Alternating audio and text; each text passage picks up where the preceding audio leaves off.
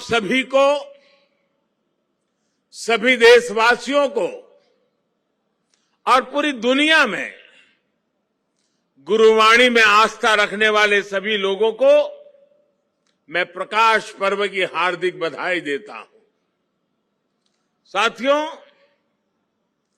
ये लाल किला कितने ही अहम कालखंडों का साक्षी रहा है। इस किले ने गुरु तेग बहादुर साहब की शहादत को भी देखा है और देश के लिए मर मिटने वाले लोगों के हौसले को भी परखा है। आजादी के बाद के 75 वर्षों में भारत के कितने ही सपनों की गूंज यहां से प्रतिध्वनित हुई है। इसलिए आजादी के अमृत महोत्सव के दौरान लाल किले पर हो रहा ये आयोजन बहुत विशेष हो गया है। साथियों, हम आज जहां हैं, अपने लाखों करोड़ों स्वाधीनता सेनानियों के त्याग और बलिदान के कारण है। आजाद हिंदुस्तान, अपने फैसले खुद करने वाला हिंदुस्तान, लोकतांत्रिक हिंदुस्तान, दुनिया में परोपकार का संदेश पहुंचाने वाला हिंदुस्तान, ऐसे हिंदुस्तान के सपने को पूरा होते देखने के लिए कोटि कोटि लोगों ने खुद को खपा दिया। ये भारत भूमि सिर्फ एक देश ही नहीं है, बल्कि हमारी महान विरासत है, महान परंपरा है। इसे हमारे ऋषियों, मुनियों, गुरुओं ने सैकड़ों हजारों सालों की तपस्या से सींचा है, उसके विचारों से समृद्ध किया है। इसी परंपरा के सम्मान के लिए, उसकी पहचान की रक्षा के लिए दसों गुरुओं ने अपना जीवन समर्पित कर दिया था। इसलिए साथियों, सैकड़ों काल की गुलामी से मुक्ति को, भारत की आजादी को, भारत की आध्यात्मिक और सांस्कृतिक यात्रा से अलग करके नहीं देखा जा सकता।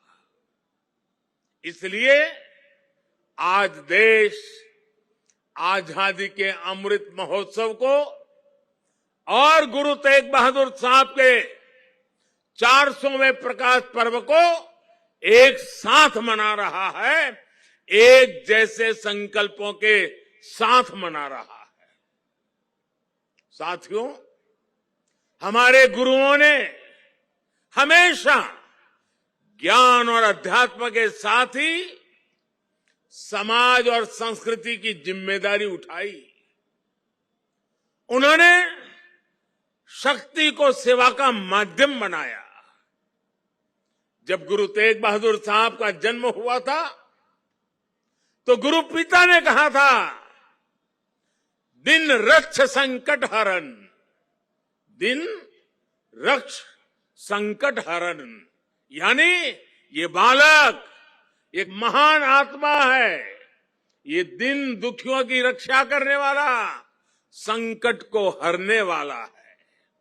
इसलिए श्री हरगोविंद साहब ने उनका नाम त्यागमल रखा।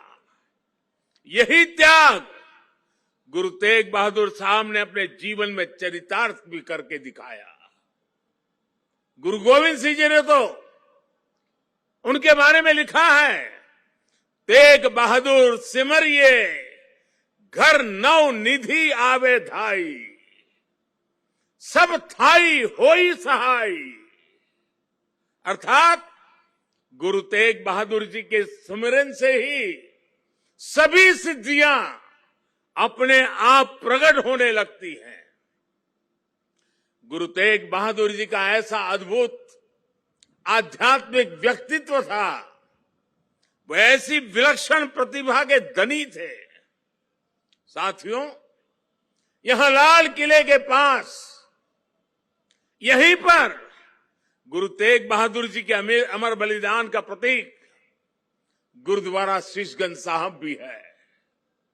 ये पवित्र गुरुद्वारा हमें याद दिलाता है कि हमारी महान संस्कृति की रक्षा के लिए गुरु तेग बहादुर जी का बलिदान कितना बड़ा था।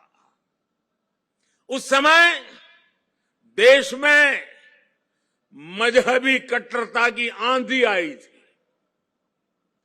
धर्म को दर्शन, विज्ञान और आत्मशोध का विषय मानने वाले हमारे हिंदुस्तान के सामने ऐसे लोग थे जिन्होंने धर्म के नाम पर हिंसा और अत्याचार की पराकाष्ठा कर दी थी। उस समय भारत को अपनी पहचान बचाने के लिए एक बड़ी उम्मीद गुरु तेग बहादुर साहब के रूप में दिखी थी। औरंगजेब की आतताई सोच के सामने उस समय गुरु तेग बहादुर जी हिंददी चादर बनकर, एक चट्टान बनकर खड़े हो गए थे। इतिहास गवाह है कि वर्तमान समय गवाह है और ये लाल किला भी गवाह है कि औरंगजेब और उसके जैसे अत्याचारियों ने भले ही अनेकों सिरों को धड़ से अलग करा, लेकिन हमारी आस्था को वो हमसे अलग नहीं कर सका।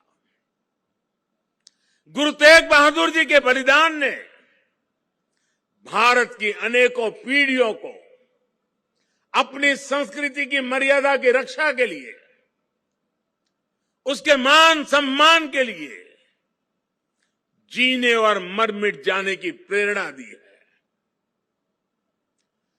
बड़ी बड़ी सत्ताएं मिट गई, बड़े बड़े तूफान शांत हो गए, लेकिन भारत आज भी अमर खड़ा है।